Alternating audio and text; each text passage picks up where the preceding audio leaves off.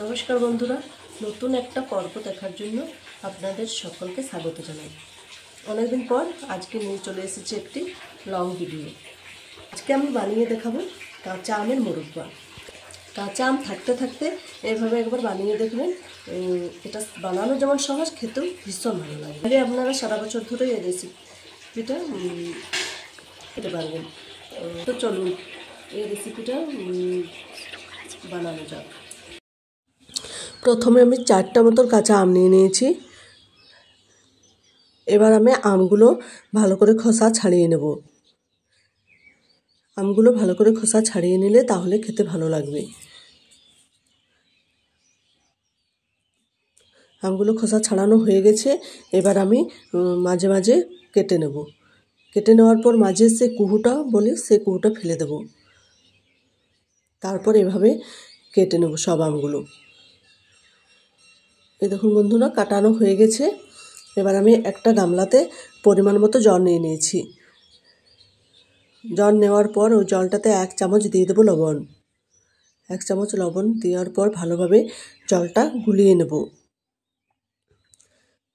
লবণটার সঙ্গে জলটা ভালোভাবে মিশিয়ে নেব। তারপর আমগুলো দিয়ে দেবো জলটার মধ্যে।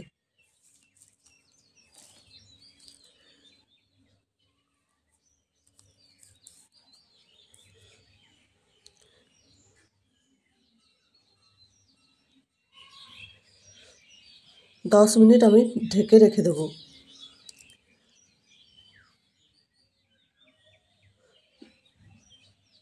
10 মিনিট ঢাকা দেওয়া হয়ে গেছে। 10 মিনিট পর চলে এসেছি। এই দেখুন আমগুলো আমি ছেঁকে নেব। আর কত নোংরা জল বার হয়েছে আমগুলোর মধ্যে। এবার এই জলটা আমি ফেলে দেব। ফেলে দেওয়ার পর ওই আমগুলো একটা চামচ দিয়ে একটু একটু ছেঁদা করে নেব। কারো যদি কাটা চামচ থাকে তাহলে আরও ভালো। এরকমভাবে একটু একটু করে দেবো, তাহলে কী হবে, চিনিটা ভালোভাবে রসটা ঢুকবে। এবার আমি গ্যাসে কড়াই বসিয়ে দিয়েছি। কড়াইটা গরম হয়ে গেছে। এবার আমি পরিমাণ মতো চিনি দিয়ে দেবো। যেমন চিনি দেওয়া থাকবে সেই পরিমাণ মতো জল দেব।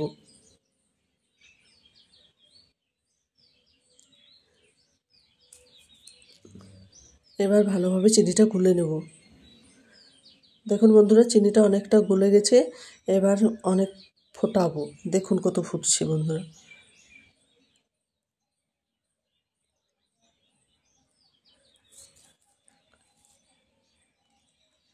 দেখো, এবার আমি আমগুলো ছেড়ে দেবো। ইপুট উপুট করে নেব ভালোভাবে, যেন চিনির রসটা ভালোভাবে ঢুকে যায় আমের মধ্যে। এবার আমি একটা থালা ঢাকা দিয়ে দেবো, কারণ থালা ঢাকা দিলে ভালোভাবে আমটা সেদ্ধ হবে। তার জন্য ভালোভাবে উল্টে নিয়েছি। এবার একটা থালা ঢাকা দিয়ে দেবো সেদ্ধ করার জন্য। 5 মিনিট ঢাকা দিয়ে দিলাম। 5 মিনিট পর এসেছি। এবার ঢাকাটা গুছিয়ে দেখি কেমন সেদ্ধ হয়েছে।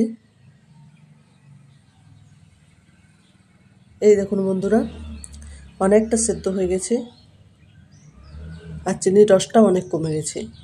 এবার আমি সামান্য মতন দিয়ে দেব হলুদ গুঁড়ো।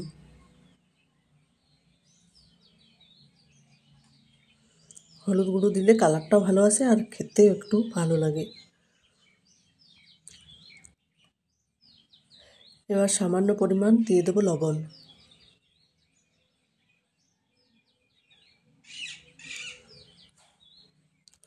এই দেখুন বন্ধুরা, হয়ে গেছে। এবার আমি গ্যাসটা অফ করে দেবো। দেখুন বন্ধুরা, হয়ে গেছে। এবার আমি নামিয়ে নেবো একটা প্লেটে। আপনারা চাইলে রসটা সমেত নামাতে পারেন, কিন্তু আমি ছেঁকে নামিয়েছি।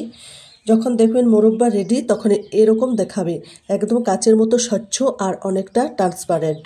আর এই মোরব্বা রেসিপিটি কেমন লেগেছে অবশ্যই কমেন্টে জানাবেন। আর সাবস্ক্রাইব করে আমার পাশে থাকার অনুরোধ রইল।